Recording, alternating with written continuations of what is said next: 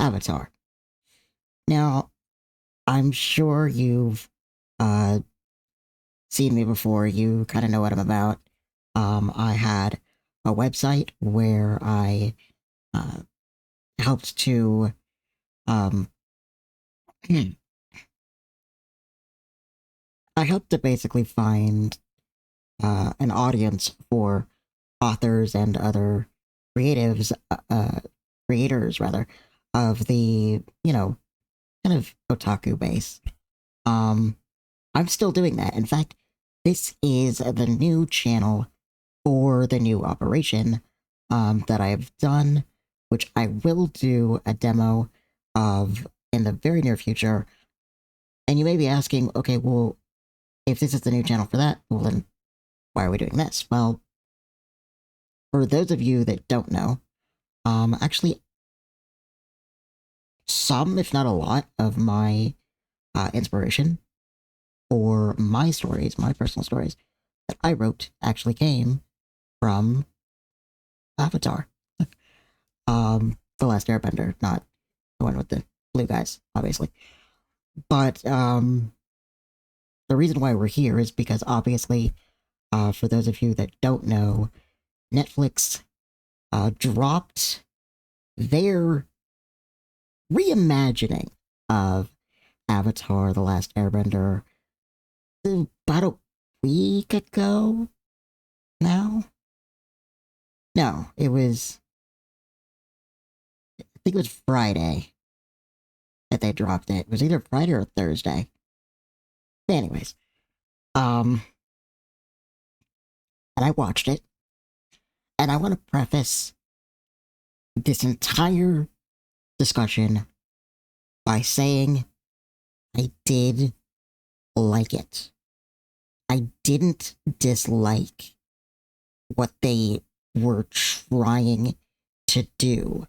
I think that the people that created this, as well as the people that were in it, I believed truly that they were fans and they were trying to give a good reimagining, something that could, you know, it, you had to strike a balance, between the fans who have known this franchise for years and the ones that are just starting out. And that's a difficult thing to do. And I completely understand that. I don't, I do blame the writing, and we will get to that in a little bit. Um, One thing that I don't blame, however, is the actors, um, and the acting. And actually, I will start with that because I want to make one thing very clear. The problems that I had with this show, with this reimagining, had nothing to do with the acting. Now, was it a little stiff at times? Yes, it was. But I don't blame the actors. Because here's the thing, live action is difficult, especially when you're dealing with a show like this because they're young. The characters that they're trying to portray are young. And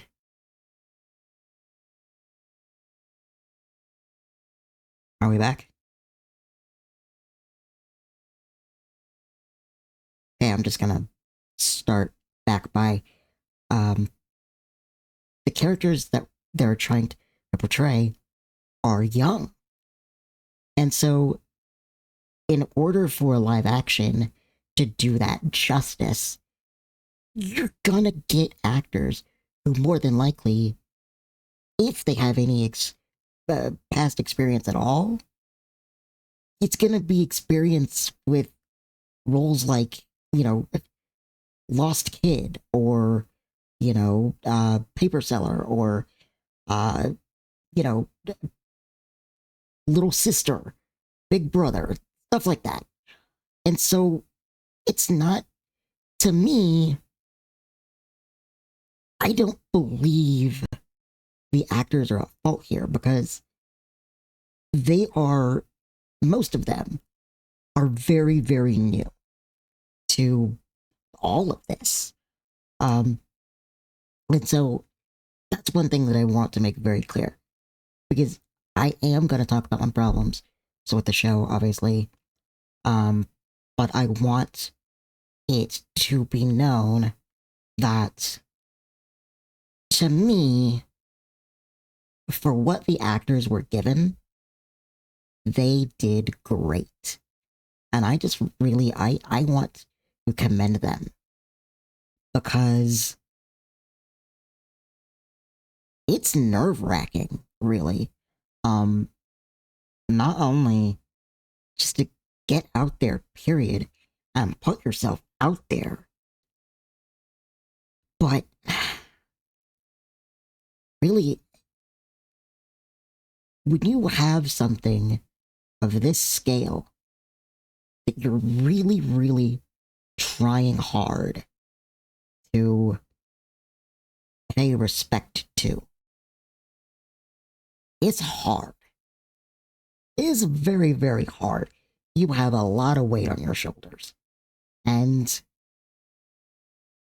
especially when they're young shoulders, it's important to remember that. So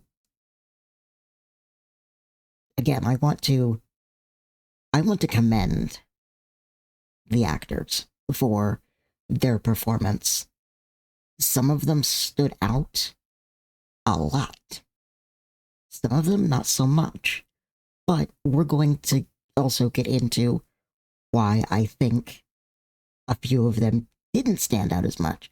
Because I believe there was a reason. But before we get into all of that, before we get into the negative, let me share with you what I did like about the show because I always like to start out on a good note. So let's start with exposition.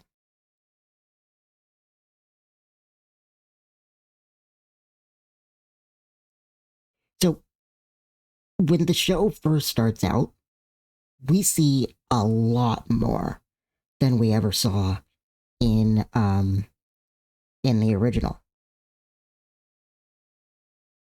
We see, first of all, we see basically how the war in this story began. And while I think maybe that wasn't the most important scene, and we'll get into that uh, in a little bit, I do think that it was still something that, again, it's something that's going to hopefully draw in the people that have never seen the show or have never even heard of it before. Because it yeah.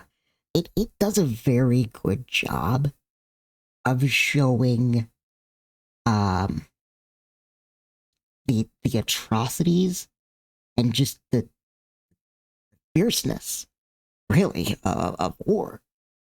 Um and I think that there are people that will definitely appreciate that. I appreciated that. I think that it was a very good take on this. Again, something that we missed in the original, and so I appreciate it. Um, Again, the first scene, maybe not so much, but the second scene, though, yes, that to me was really, really, really good. Um, and I've heard arguments of, but it wasn't really needed because, in the original, we do get into it. It just takes a little longer. Um, but again, to draw in a crowd, especially a dramatic crowd, I think. uh, it's really important to right out the gate. Okay, snapping isn't gonna work. I have my mic settings a little differently, so but right out the gate, do something that is going to catch their attention and catch their mind very quickly. And this did that to a T. Um, we see the Southern Air Temple. It's a beautiful place. That's one thing that I really want to commend is the the cinematography for the most part is fantastic. Uh, the Southern Air Temple is beautiful, and this is where we first see our main character Aang, and he's at home. He's in the place where he grew up, and at this point, he's just trying to live his best life. He's just trying to be a kid, and it really shines and shows when he's talking to his mentor, Yatso. Um, Now, mind you, I mean, this is a temple, and these are monks, so you know, take that as you will. But Yatsu is he's very funny, he's very laid back, and he's very, even though he understands the responsibility, um, and he does take it seriously. That's the thing that you got to understand is he does take it seriously, but at the same time, he realizes that poor Aang is only 11. Like he's very young, and to put any kind of heavy responsibility on someone that young is it's it's a heavy burden. Never mind what he actually has to do. And so Gyatso does a really good job of balancing, the seriousness with the fun.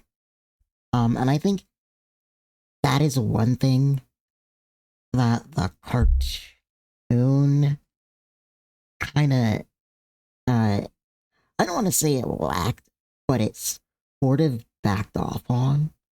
Um, when we first see him in the cartoon, he's talking to Aang, and he's trying to cheer Aang up. So he's, trying to make things fun.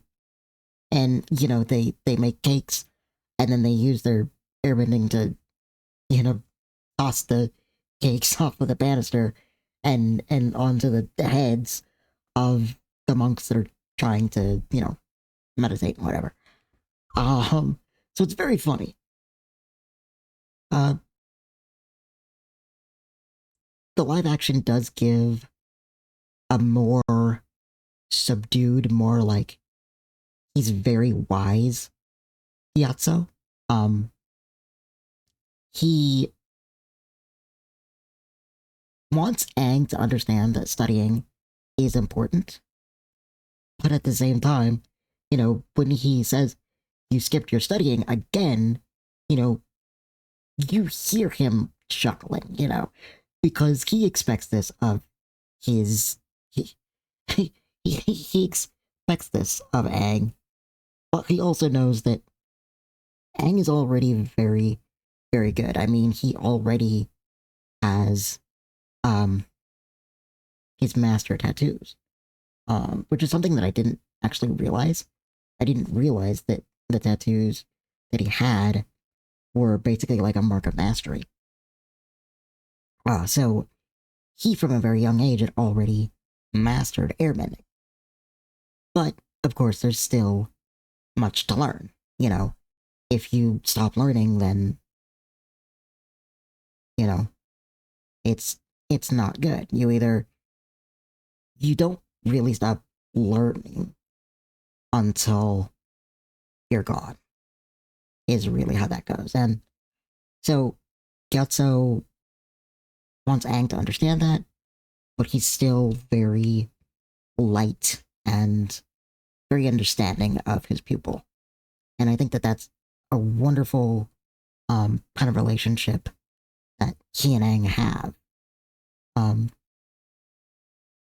and, as the story progresses through these couple of scenes, um, you also see how much kind of Gyatso's uh,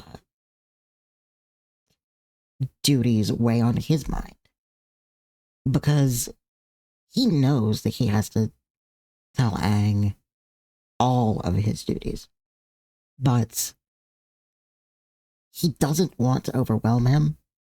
But there's so much um, pressure from the other monks. It's very, very hard. And so eventually, of course, Getzo has to tell him of his responsibility of being the Avatar. And he does so in a really nice way. He takes him to the same place that he got his tattoos, which happened to be in front of the statue of another Avatar. And he kind of explains to him the reasons why he wanted him to get his tattoos there in the first place, even though most of the monks got theirs, I think he said like in the main hall or something. But he thought it was important that it be in this place. And from there, he, as gently as he could, tried to tell Aang about his responsibilities. And of course, Aang is overwhelmed, of course. And they have this really nice moment where Aang is kind of just like, you know, do I really have to do this? I don't want the responsibility.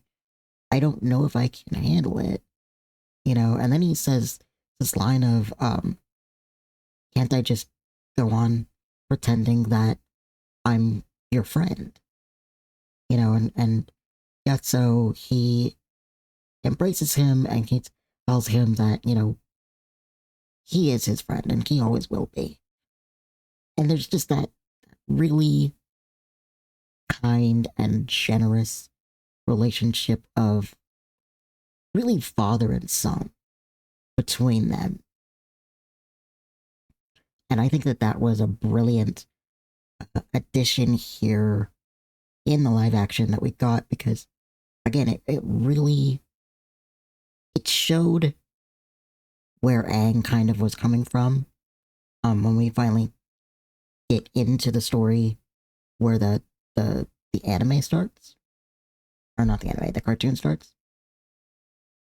Um,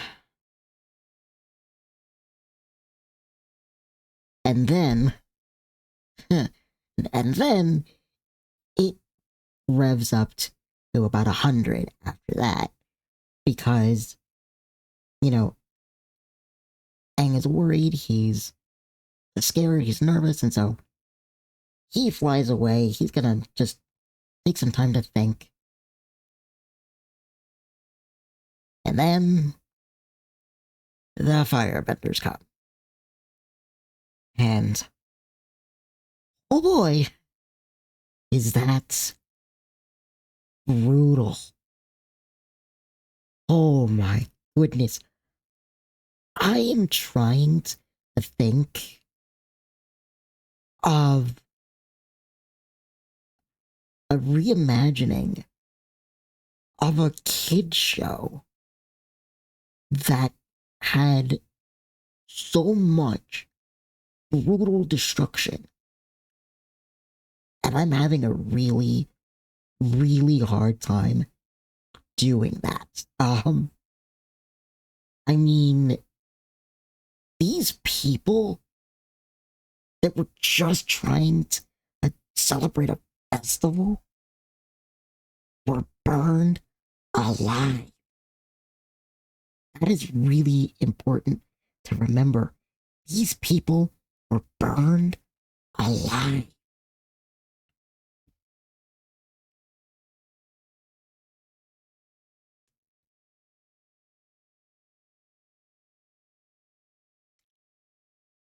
The destruction is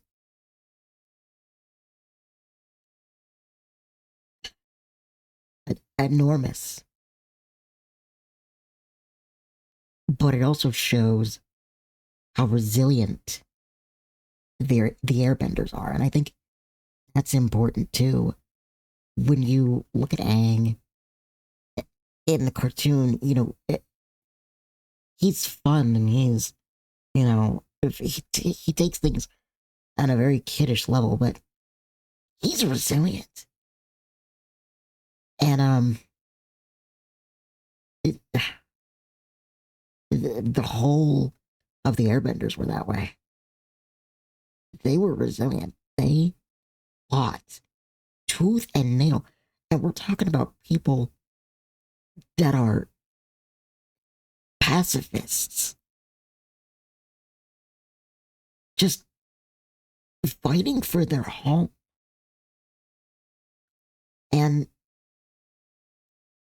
they're being burned alive because, not because the Fire Lord at the time thinks they're significant, but only because the Avatar is among them. Is among them, and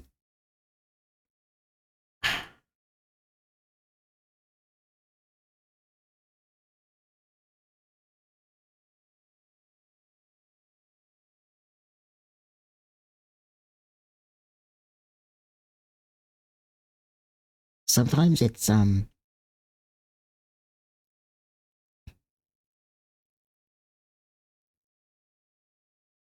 hard to imagine.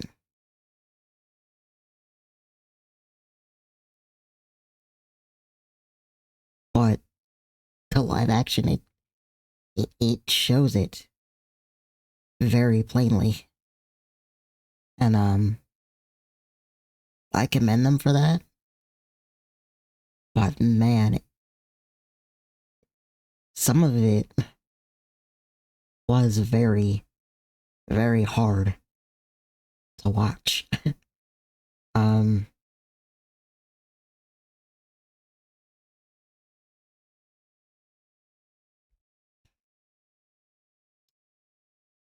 so yeah, exposition. I I loved the exposition. And where some people say, oh, it was unnecessary, I disagree. Because again, it brings a new light and it brings a new seriousness that I think some people, maybe not a lot, but some at least, will appreciate. Um, because some people, they want drama. I mean, yeah, sure, they like comedy, but they want drama too. Which, don't get me wrong, the cartoon has. It has drama, but obviously painted differently than the live action.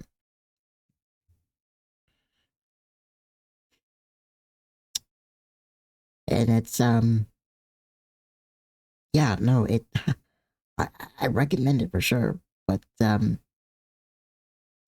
just be prepared. That's really all I can say about that part is be prepared. Um yeah. Uh-huh. So we're actually gonna switch gears for a second because I think in order to talk about the other thing that I appreciated, I think we do have to sort of go over at least some of the things that I think were a bit of a disservice first. So we're gonna go ahead and we're going to talk about Sokka. So for those of you that don't know, um, the three main cast in the beginning are Aang, Sokka, and his sister Katara. Now, back when I was first hearing about this show, I was excited, and then some things that I guess the producers and some of the I don't know if it was the writers. I think it was more kind of the director started to talk about and push out really bothered some fans. And one particular piece of news, I was a little but I didn't really like, I wasn't going to turn my back on it. But then, as I thought about it more, I got a little worried. Um, so to put it into context, we basically got this. I don't know if it was a tweet or if it was something that was put into like a news outlet, um, or something, but there was a statement that was released that said that they were going to take Sokka, the brother here. I can't point down there. And they were going to make him less sexist. And at first I was like, okay, I mean, I'm not really, I mean, yeah, I get it. It's not a good quality, but I mean, it's part of his character, and I mean, it survived, for, I don't know, I think it was like 20 years, something like that, for the show. Um,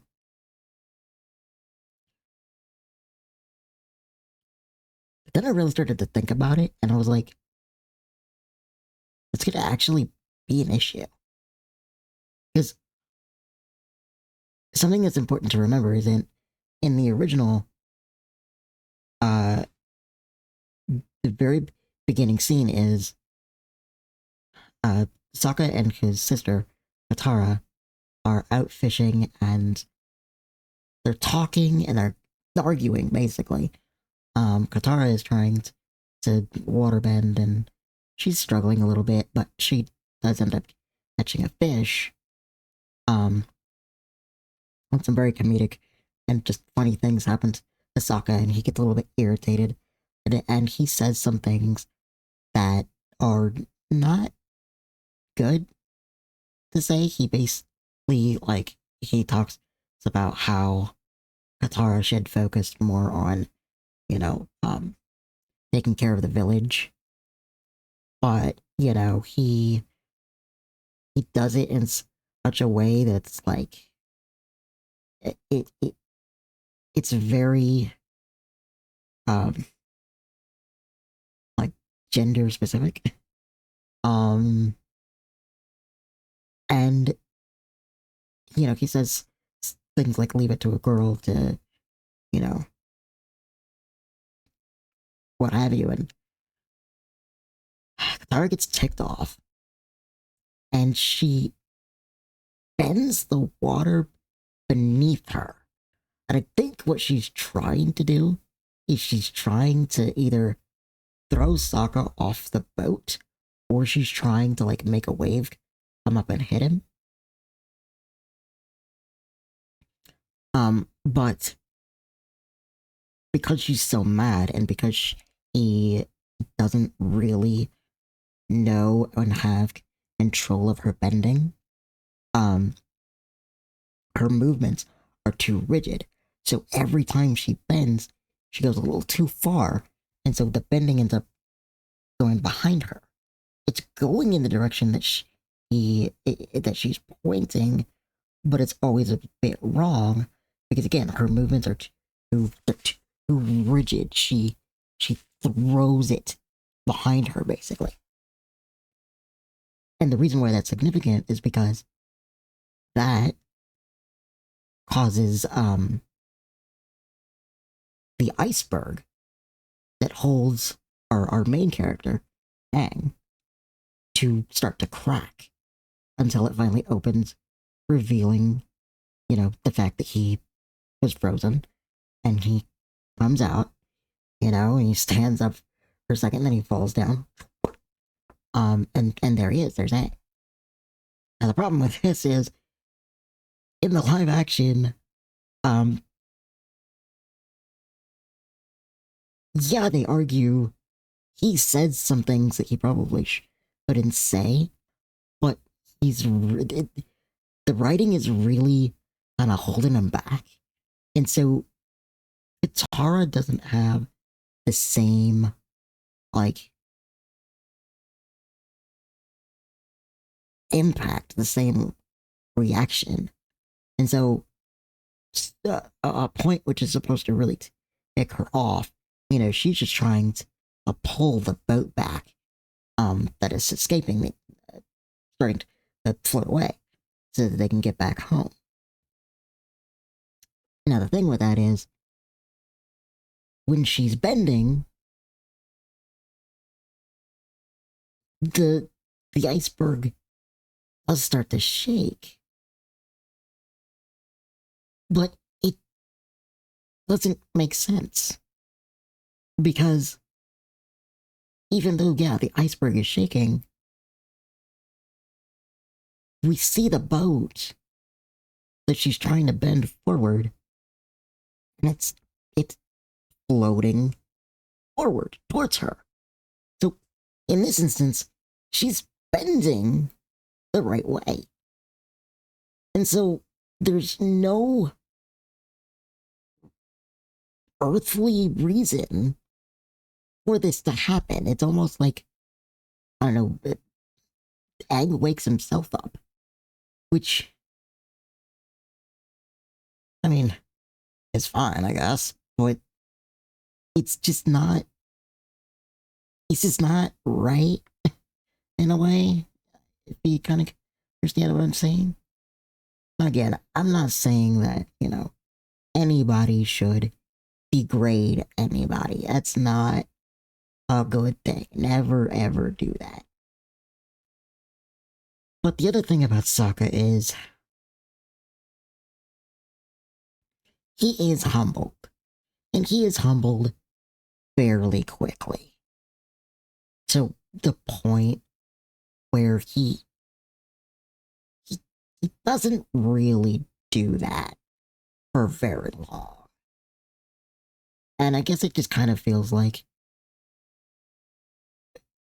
because it doesn't last for very long, he does get humbled fairly quickly. I feel like they could have possibly let it go because it does show his growth over,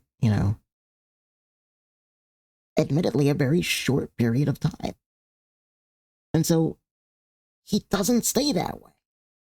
He grows, and that's what a character is supposed to do. It's how a character is relatable because we all screw up. We all say things that we probably shouldn't have said. We all do things we probably shouldn't have done. And we learn, and we grow, and we change.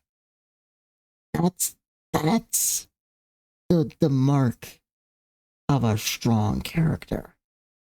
Not somebody that looks like they just don't make those mistakes in the first place. Now, granted, there are other things that Sokka says that, again, foot, meat, mouth, still makes him funny. But it waters him down. And I think the worst part about that is a lot of people say the writing feels, or the acting rather, feels stiff. Even though a lot of people actually say that they do like Sokka's actor because they feel like he stands out the most. Um, they do say that at points, even his acting feels stiff. I think the reason for that is because they write out these things, but then they don't really know what to fill them in with. And so they either like write something that sort of drives him in circles, or the actor is literally trying to ad lib. He's trying to find a word or a phrase or something that will fill this in. And because of that, it feels like this awkward, stiff pause. And it's like, ooh, that's not great. But again, it's not the actor. it's it's a catch-22. Um and and I don't know, I feel like that's the biggest issue with Sokka isn't the fact that his actor is bad. Because he's not. He's actually a very good actor. The problem is the writing isn't so good at parts. Again, sometimes it's pretty great. You know, he stands out, but he could have a lot more of an impact if they had just kind of let it be, as it were. Um, and the thing is that, you know, it helps other characters change too. Katara, she has to change, she has to grow because he's got to put up with him. You know, and so she's got to not only learn that he's not advertently trying to be a jerk, but he's just kind of is a jerk. So she has to learn a little bit of patience and a little bit of grace. But like, you know, there's this brother sister dynamic that just they go back and forth. You know, and it does really teach her patience. Um, because it has to. Uh-huh. And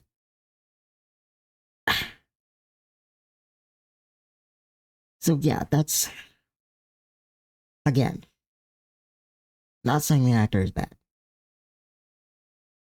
I'm not even saying that the writing is horrible.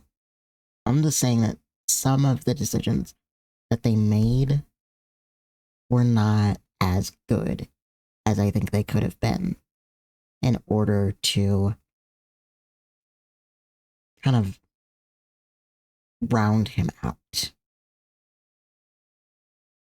Now, on the other side of that, okay, so episode 2, Warriors. I love this episode. And it coincides with, I think, episode 3 of the original called The Warriors of Kyoshi. They end up on this island where apparently the the avatar that came a couple of generations before Aang spent most of her life. And on that island, there are a group called the Kyoshi Warriors. Now, the Kyoshi Warriors are made up of all girls. So, In the cartoon, Sokka is very Sokka, and he, makes this quip of when the Kyoshi warriors capture them, and then, you know, they take the blindfolds off. He goes, "Where are the guys that captured us?" And he does make aversions to, and sometimes he just blatantly says, you know, it's impossible. Girls cannot do that. They can't be warriors.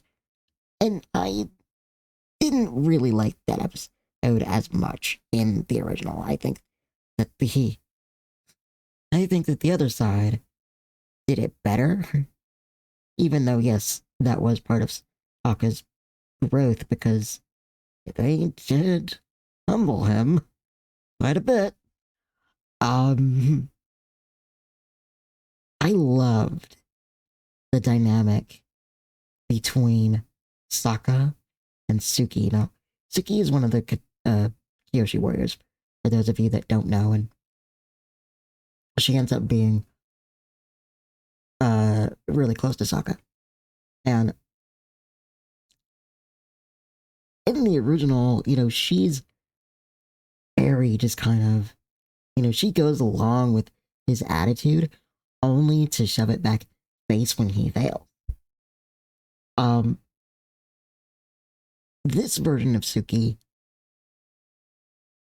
you, she's just trying to have fun. Like, she hears this attitude of a warrior, and so she's like, oh, I can relate to this. And so she tries very hard to relate to him and to flirt with him. But it comes out in a really hilarious way because at one point, Sokka comes up to her and he's like, here, let me show you how this works. And he has his famous boomerang, and he throws it at the fruit. I don't remember what the fruit was. I think it was the equivalent of like a coconut. When it hits one of them and, goes directly in the middle. Suki then takes her fan. She throws her fan, what looks like almost behind her. It comes back around and it goes, it takes off the top of all of the coconuts. And Sokka is just trying to be like, okay, yeah, that's pretty good. And and, and so then he's like, but I'm more hand to hand anyway. And so then Soki gets in a ready position. He's like, wait, what now? And so they start to spar. She gets him in a chokehold. He taps her arm to get her to let go. And he starts to walk off. And poor Suki, the camera kind of goes in on her and you can see the confusion on her face. And she's like, well, I don't understand. Why is he walking away? What did I do wrong? And it shows just how isolated her life was and how she was trained to be this warrior and she's proud of it. Here comes another warrior who she thinks is obviously pretty cute. And so, she's trying very hard to relate to him, and it backfires on her tremendously and hilariously. Eventually, they do have their moment, and he trains with her one on one, and he's very good, and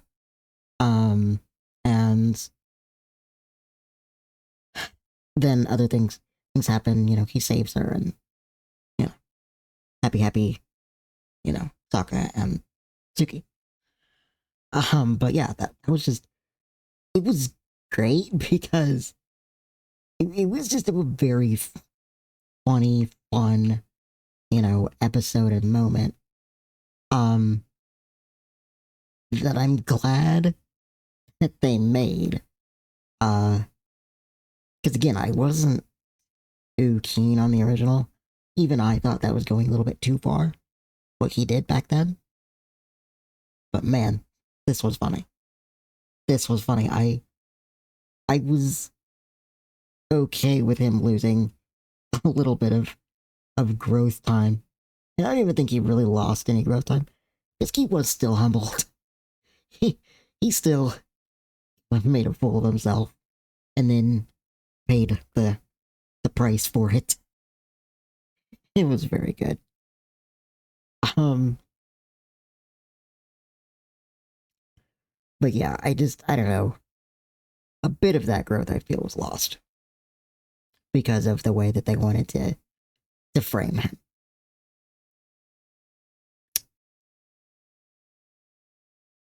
And speaking of character loss, yeah, we gotta talk about Katara. We really gotta talk about Katara. Um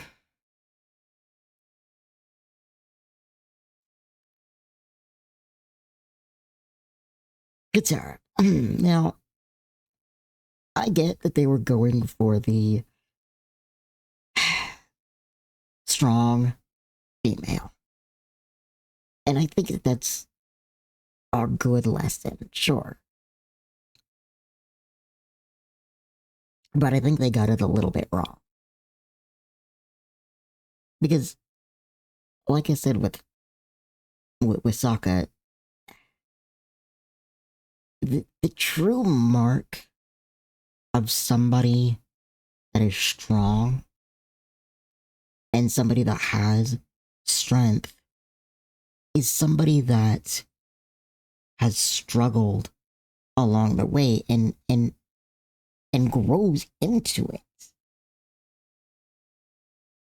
Here, very early, they really wanted to kind of frame her as the independent hero. And even that didn't really work because there were times in which she was really good at waterbending for her age and for, her experience. But then I don't know if they were trying to backtrack it because they didn't want her to seem like she was too good. But there were other moments in which she was bad at it and it kind of flip-flopped in the most random of times, almost. At least in my opinion. I feel like it was very rigid about when she was good at it and when she was not so good at it. And it seemed like, again, like, yeah, I get it. They wanted her to be a strong female character, but I didn't feel like she was strong. I felt like she was lucky. Uh, she had a lot of plot armor, I feel like. Um, Whereas in the original, Katara had a lot of growing to do. Um, yes, in a lot of ways, she did seem like she beat Sokka in the mature department. But there were moments in which she was not mature. She was not mature in the slightest. One of which is actually in the same episode. The Kyoshi Warriors. Uh, when they get to Kyoshi and they find out that Aang is the Avatar, suddenly Aang has a fan club. Granted, they're all kids. And I think one adult. I mean, The island was small, so there weren't very many people in there anyway. But the point is, he gets this fan club, and they're following him around. They want all his attention and everything, and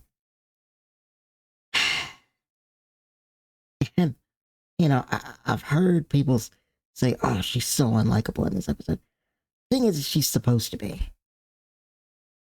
This is a moment in which we see that Katara is still human. She's still young. She's still basically just a kid. And she has her faults. And so obviously, as Aang is getting this fan club and they're following around, taking all of his attention, uh, she gets jealous. And I mean, like, really jealous. And I think that did a few things for the story.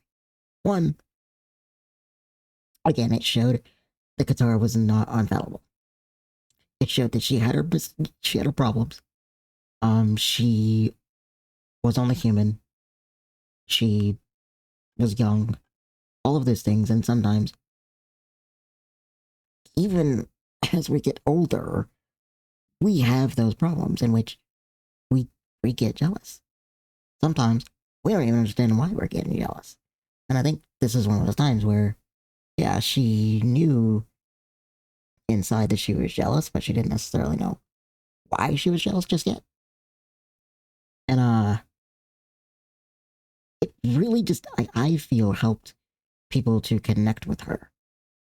And so by having that cut out, I think that's one of the reasons why people just said they're not connecting with Katara.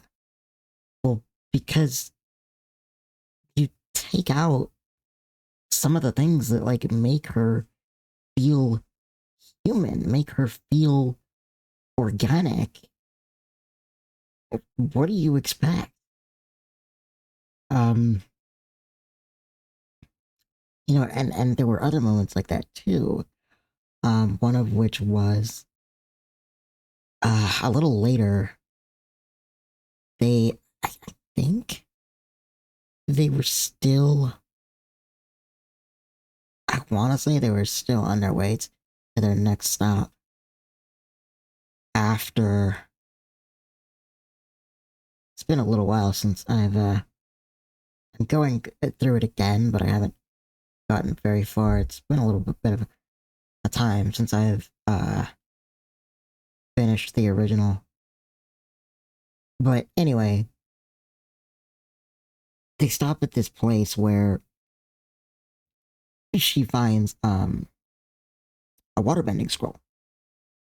And she makes a decision that is not a very good decision. It's not a very great decision, but she makes it because, again, she's fallen into this trap of jealousy. This time, it is because she feels that despite the fact that she has been waterbending basically her whole life, she doesn't feel like she's getting very much progress out of it.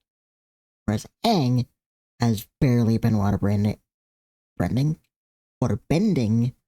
for a short time, and he's just great at it. And so it really kind of ticks her off.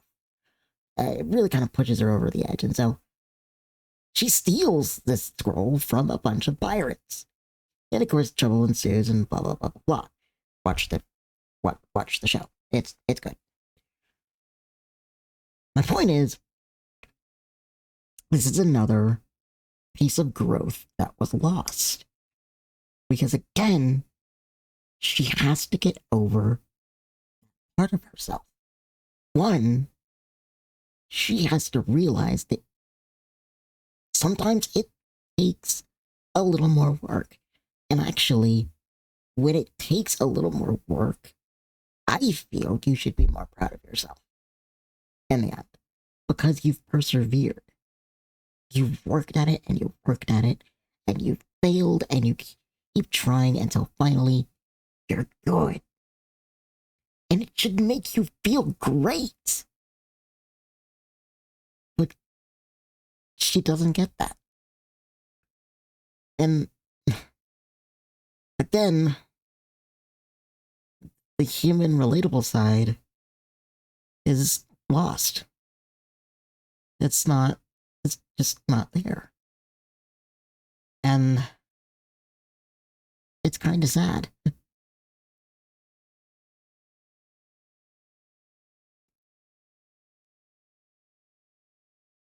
I really like this actress that played Katara.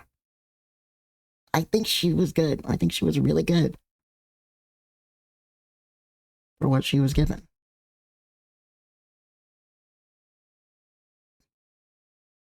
But whether by, pure just adrenaline or whatever the case may have been at the time, instead of having it feel like she's growing, it almost just feels like she's a prodigy. And she wasn't. She she wasn't. Not at all. She had to work very hard to get where she got to where she could feel comfortable teaching the Avatar. And here's the thing, too. Katara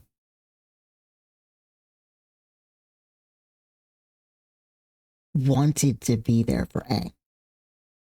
We'll get into that a little bit more in a couple of minutes, but she wanted to be there for him. But she knew that she had growing to do so that she could be strong enough to stand side by side with the Avatar, with Aang. And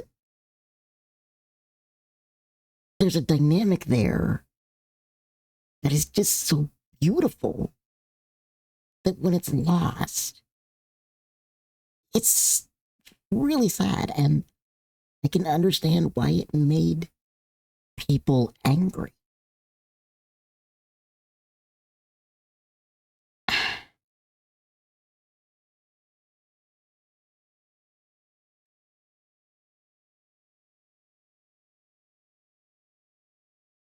She did kind of, or I should say, they kind of redeemed it. But I feel like the point in which they did was a little bit late.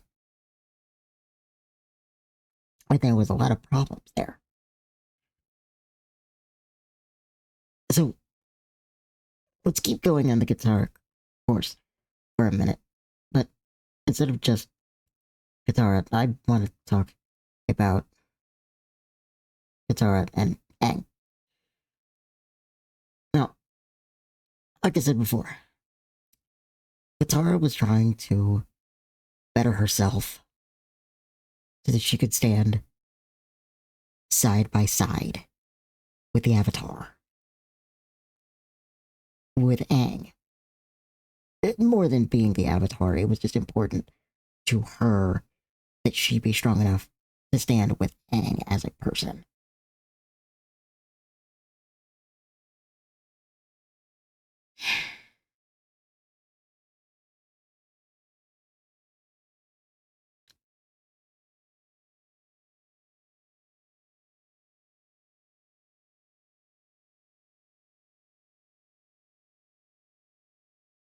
The jealousy point that I talked about on Kyoshi Island earlier was the first step in that. No, I take that back. It was the second step in that. The first step in that was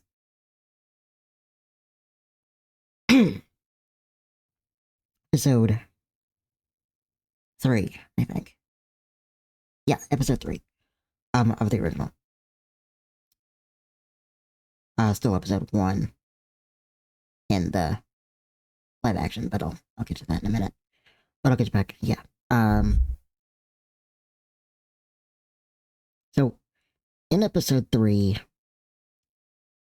they visited the air temple because they were trying to figure out where to go, and Aang thought, you know, I'm gonna go back home because I heard that there was someone there that I should be able to talk to kind of more understand how to do all of this.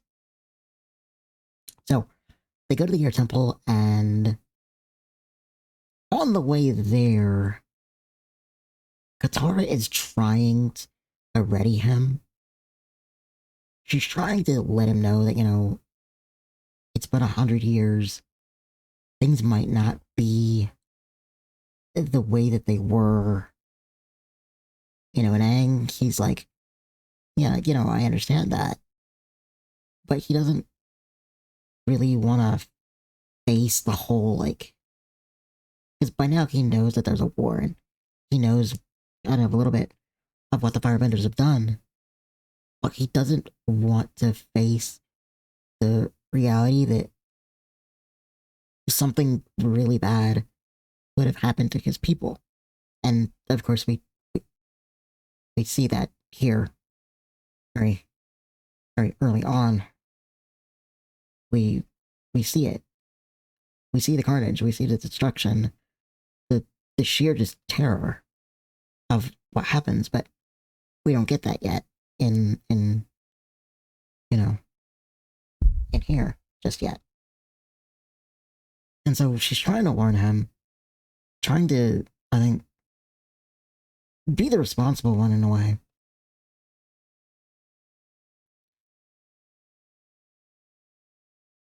They get there, and everything is very quiet. He it hasn't sunk in yet, and so a little time goes on, and then he finds the remains of his master, and this is the second time that he goes into the Avatar state, but this time it's more desperation, sadness, anger, guilt. All of those things together are coalescing to create this state that he's in, and he loses control. Now, this happens in both, but in the live action, in some problem. In the live action, it's Gyatso, and the memory of him that brings him out. And in a way, I think that's beautiful. I'm kind of 1 foot in and 1 foot out on this one. Because again, I think that's beautiful. The fact that, he's remembering his mentor and just the care the care that they had. And it snaps him out of it. I do. I think that's beautiful. But something about the way the original does it. Because with the understanding that this has already happened, it's been 100 years, and I think deep down, Aang even kind of knows and understands probably what happened. Um,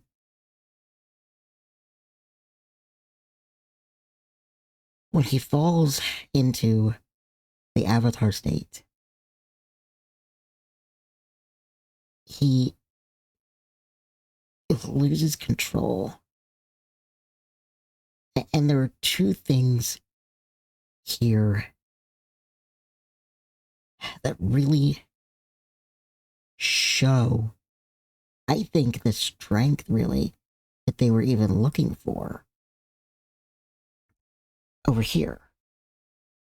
Um, one is, I mean, this is a disaster. Like, it's like this tornado with, the building crashing all around him, and water and air and all of the elements crashing together. And they're basically that under threat of being blown off of the mountain. And Katara steps up and she actually tries to reach out to him. Not just with her words, but with her actual hand. She tries to get him. Talk about strength and bravery. Like, this is a literal disaster that's happening around them, and she's barreling right towards it. And she says, I understand. I know what it's like. I felt the same way. I lost my mother. Obviously, she didn't feel quite the same way because, well, no, she probably did, but there's power involved. And anyway, um,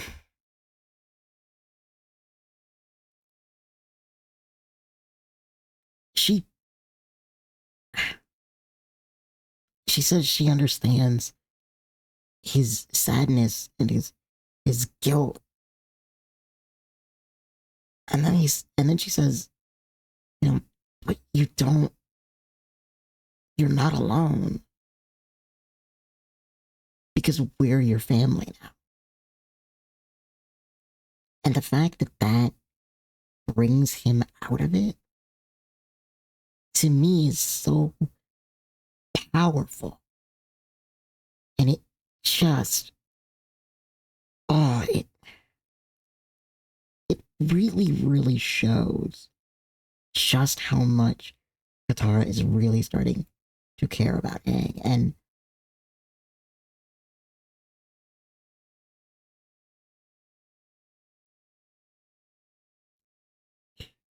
when the live action failed to do that, because I mean, at this time I was like probably in the middle of watching it. I was like, okay, well, why didn't they do this? There were these points in which, and it felt like they were just trying to ignore it. Because there is a group of fans that they think, Aang and Katara are not a good fit and that she should go with um uh the the guy who starts out as the bad guy. He's the bad guy all the way up through this because it's only the first season, but here things happen and things get better. So they think, oh, she would be a better fit here. But no matter where you fall on that debate or on that spectrum, you cannot deny the power and really the ferocity here of Katara, and and how much she obviously does care. And not only that, again, it shows a boatload of strength. I mean, you gotta be kidding me. This this girl that's like, I don't know, 13, 14, maybe, is going up against this force of nature. Literally, a force of nature. it's like, oh my goodness, dude, that's a strong character. that's that's a warrior. And and she does it out of a place of love, and whether or not you think at the time it's platonic doesn't matter. She's doing it out of a place of love, and I think that's really where her strength comes from. Not the fact that she, you know, goes against somebody who is treating her unfairly, although that does show strength. But the other littler things that she does along the way, and the growing that she goes through along the way, it's important. And, there's another moment where they're going through these tunnels, and, they're headed to a city, and, they hear the story about how the tunnels came to be. It was about, a young soldier and a young maiden who fell in love, and but their cities were at war, so they met in these tunnels. It was basically Romeo and Juliet. Um,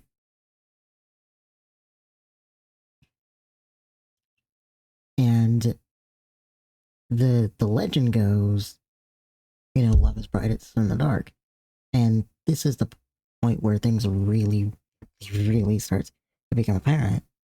Um, and they did the scene all the way up to the minstrels that were there, but they made it about Katara and Sokka and brotherly and sisterly love, which is still good. I did actually enjoy that because they had a really good conversation, and they, I think, really started to understand each other more. So I think that that's a good thing, but at the same time, things were lost. And, it's hard, I know, because there's a short amount of time to do what needs to be done.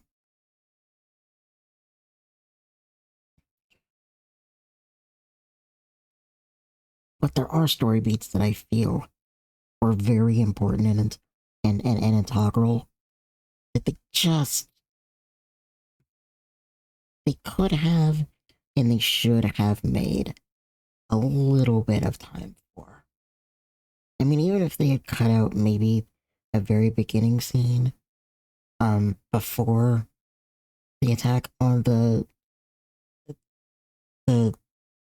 uh the airbenders, if they had just done away with that scene, so that they would have a little bit more time to sort of, you know, touch upon even just one of these other scenes, I feel like it would have helped people to feel more of a connection with Katara than they feel that they felt. And so, again, like I said, I get it. I understand that there is um,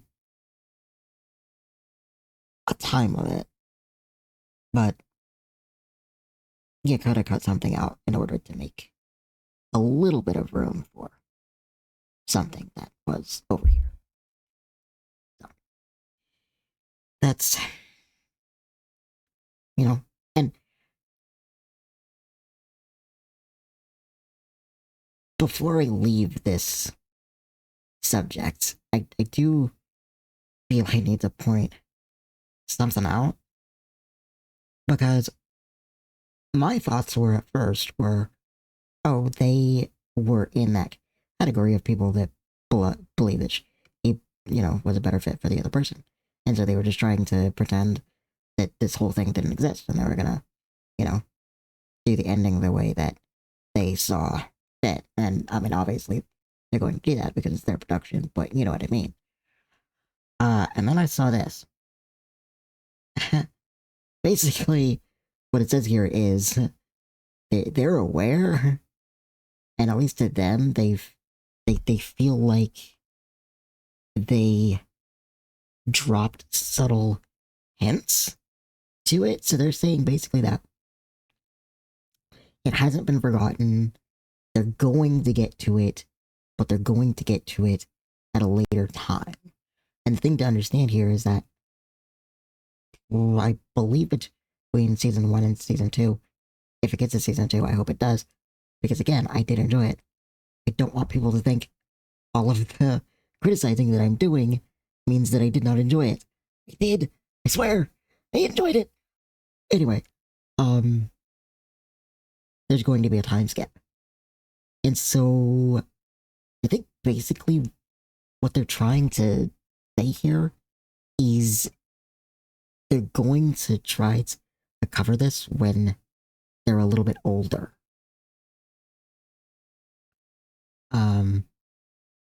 Sorry, I just realized that I forgot to transfer it over. But yeah, here's the notice right here. I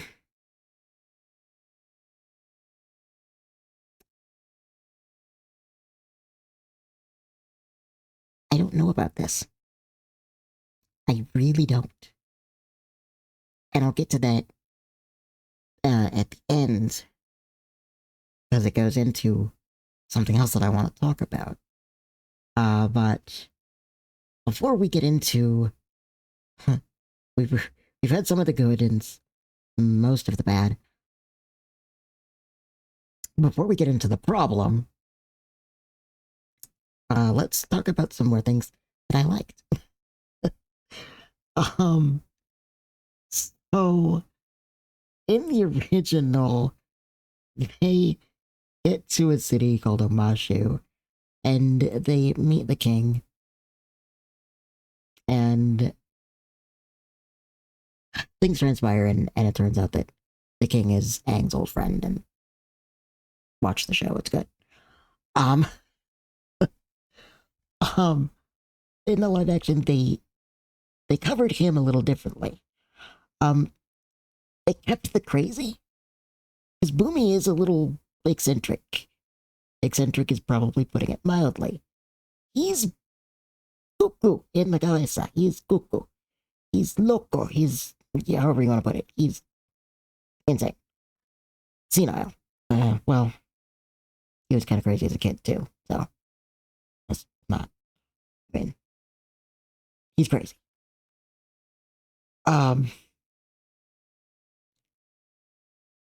In the original, he did the things that he did because he wanted to kind of show Aang another way. He wanted to show Aang that instead of focusing on so much of the seriousness of what he has to do, he should look at things from a different angle. That was good. I didn't see anything. I mean, it was good. You know, and some people argue that that was the better version because they felt like Boomy was beyond anything else that he could have felt. But I feel like that is the ideal world. Whereas the Boomy and the action, which I actually preferred, again, like I said, he was still crazy, but he focused more on anger and resentment towards Aang because he got to sleep through the 100 Years of War. He got to just kick back and, you know, and Aang is trying to argue with him back forth about how, you know, the monks were killed and all of these things and telling him that he doesn't think that Boomy really lost hope. And Boomy is basically saying, you know, how dare you? You didn't have to make the decisions of who eats and who lives and who dies and who does, you know, the hard decisions, basically, because he wasn't there. He was supposed to be there for the world, and he wasn't.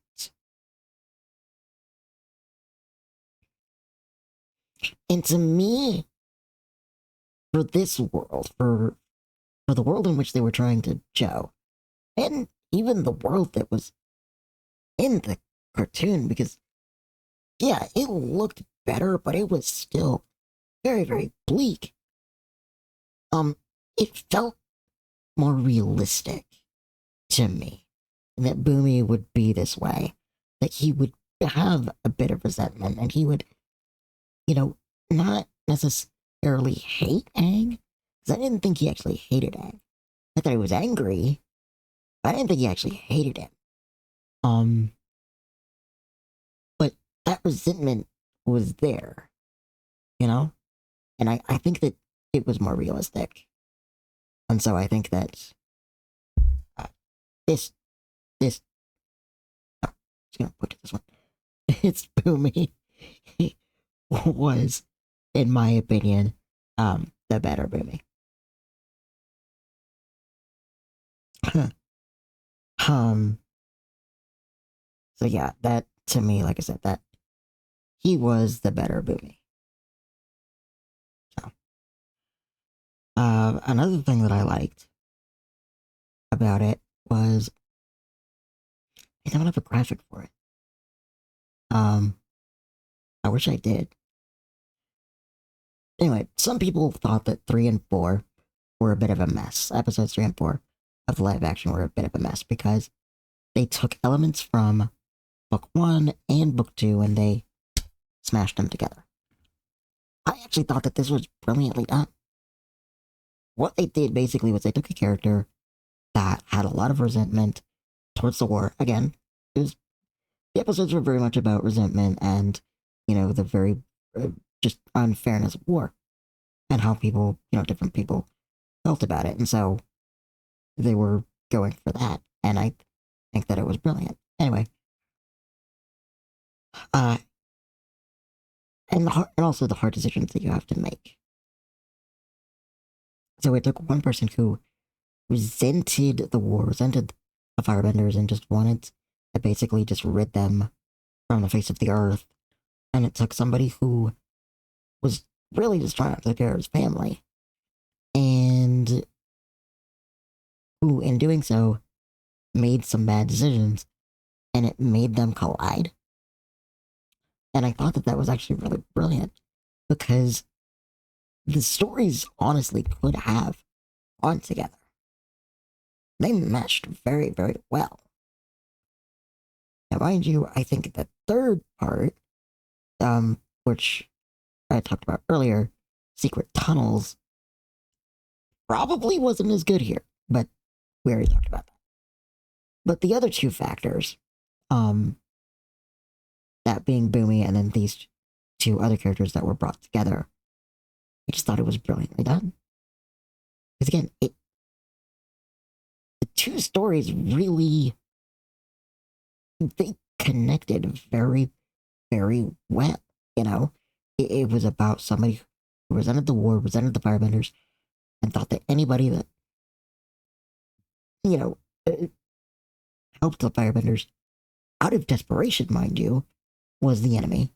And so when this person was just trying to protect their family, this other person was like, no, you're a traitor.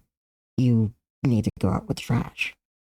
And I thought that was brilliant. I was like, dude, they took basically 3 stories here, put them together.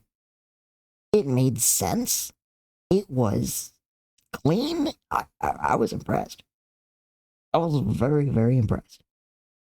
And so that, I feel like, deserved adoration, and it deserved a good mark because it showed creativity and it showed ingenuity, and I think that that's really important here. So yeah, brilliant, brilliant job on that. Excellent.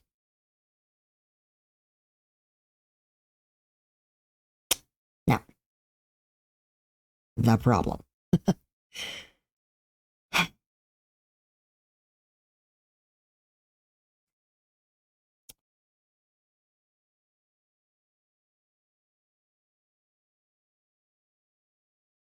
I'm not gonna lie to you guys, I don't know how they're going to get themselves out of this. I think they dug. I think they've written themselves into a bit of a corner.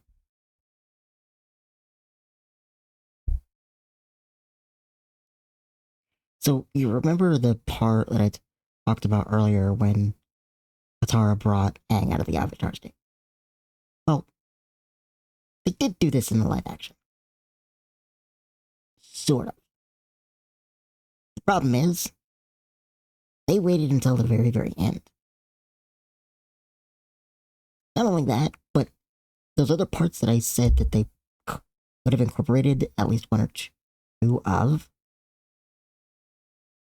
I feel like it would have been okay if they had really just left them alone. But they alluded to them. And I think that's kind of what the the writer and producer meant in the statement, where like, you know, we kind of alluded to this. And it's like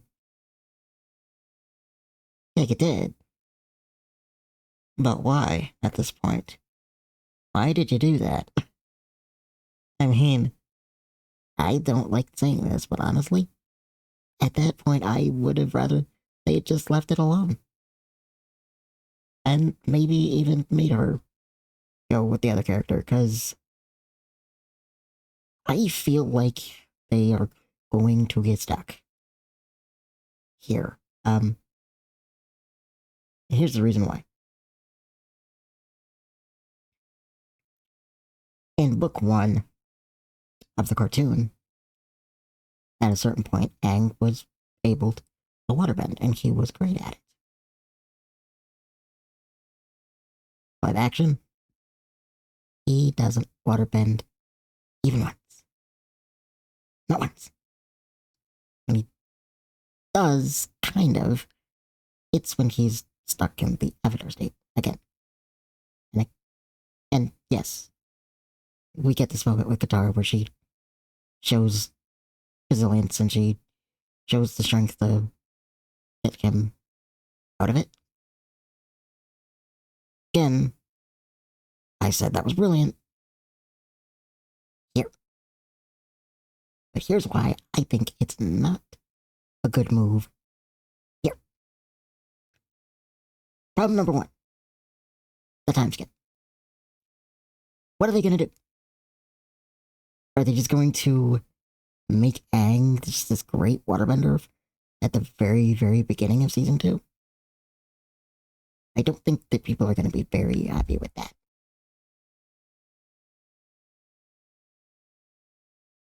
Number 2.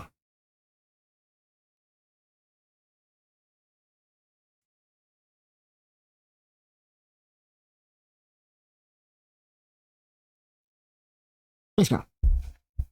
Right here. Toph. Toph in the cartoon comes at book 2.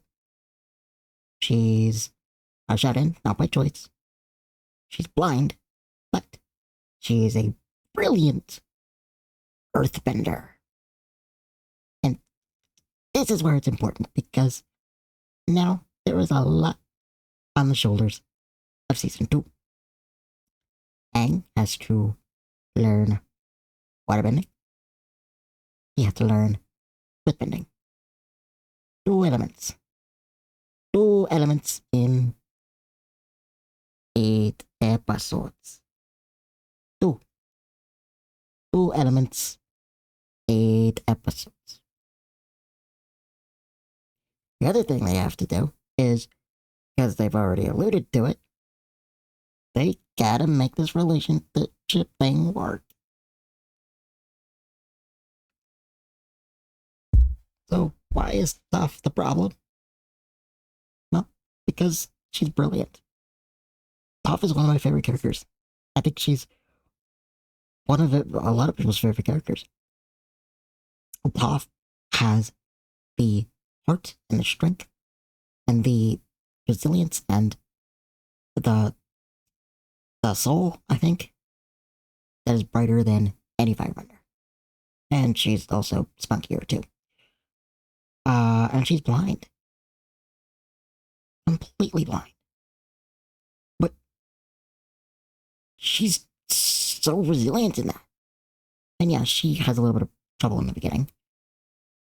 But that's important. They cannot skip at least her beginning. Can't do it. Can't do it. And it may take 2 episodes already. Again, can't do it. Cannot skip. Too important. Too important to what makes Toph. Can't do it. If they're gonna bring Toph into this, and if they don't, I imagine people are going to riot. Even the people who like it and who feel like there's nothing wrong with it right now. The live action. Live action. Yeah. If they do not include Toph, there's gonna be a problem. People are gonna riot, and Netflix is going to be in trouble. Lots and lots of trouble. Guaranteed. Here's the thing, too. I don't think that they will. I don't think that they will not include her. Because, one of the biggest things that Netflix wants to do is, the whole inclusion thing. And I agree with it. I think that she should be included. She's, like I said, she's one of the best characters in the show because she has so much strength.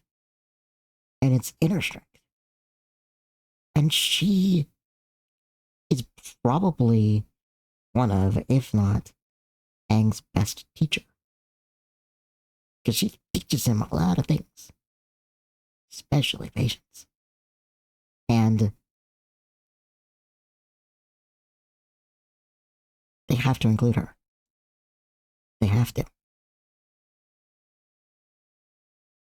Problem is, how are they going to be split learning earthbending, learning waterbending, and have some time? Because I feel like now there has to be at least one story where Aang and Katara are by themselves to kind of push this thing along into the, even if it's just one story, a way to push it along into the next season, if there is a 3rd season. They have to do something, basically. What I'm saying is to kind of push this along. Since they've already started it. So they have choices to make. They either don't include Toph at all, which, again, will riot. They do include her, but they water down her story, which, again, people will riot. They push, again, the relationship further back, which, since it's already been brought up, is a problem.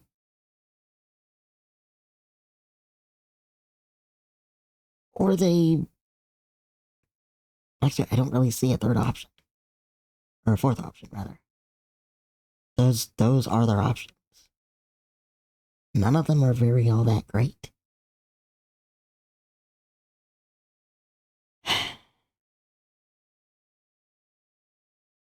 If we get a season 2, and I hope we do, all I'm saying is, it's got a lot on its shoulders.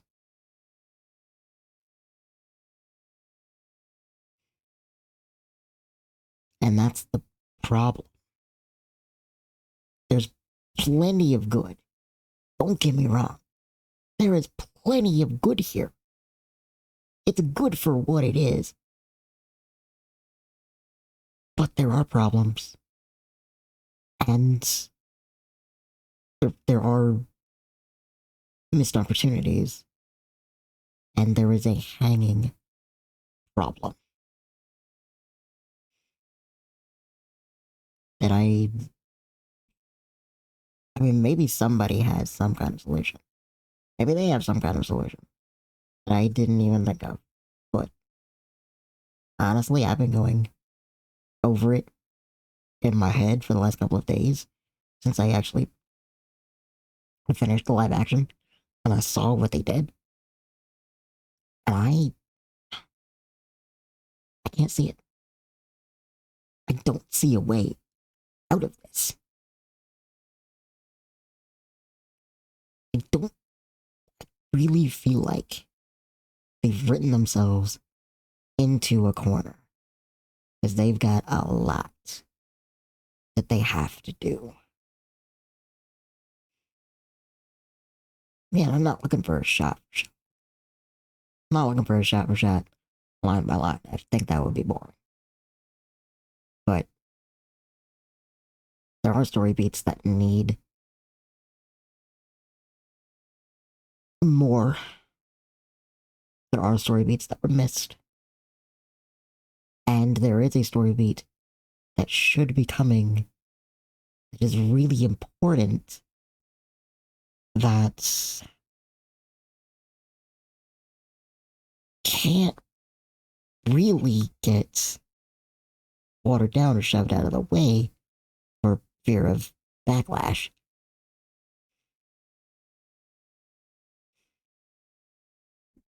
When they've already promised something else over here.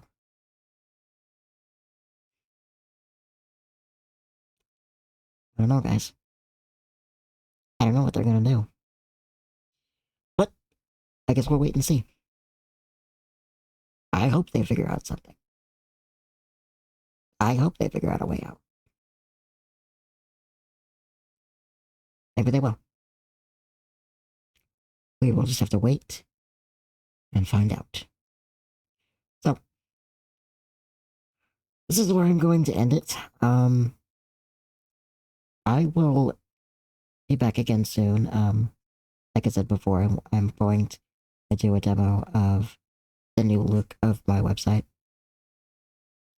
And I also kind of want to just go into, I want to kind of share some of the different things that inspired me through, different medias and whatnot.